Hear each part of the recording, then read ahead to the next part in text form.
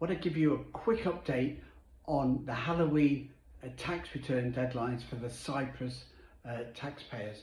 So if you're an expat living and working abroad in Cyprus, by the end of October, just before Halloween, you've got to get your income tax return in for the last year.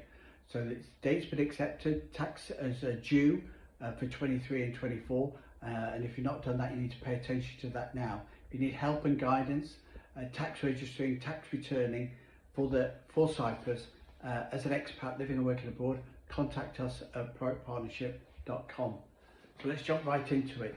So 30th of October is the deadline for tax returns in the UK, in Cyprus, for expats. There's a new health tax that was introduced a few years ago, but it's been enforced under revised legislation for 2023 returns that are due by Halloween. And that means that anybody with any real income has got 2.65% tax to pay. There's a health tax, so most people have got that tax to pay. If you're non-dom in Cyprus, you get exemption from taxes on dividends and interest, saving 17%.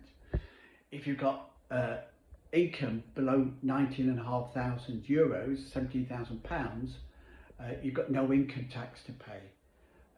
So if you've got larger pensions, you could pay a flat rate of 5% on your pensions.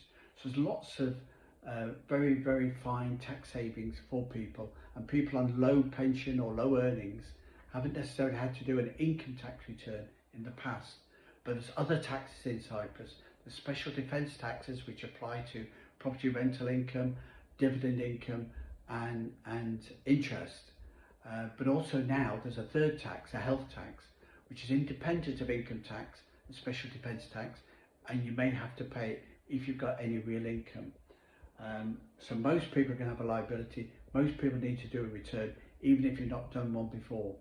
There is an exception to the health tax with an S1, but again, you need to have that registered and in place. If you want an exemption from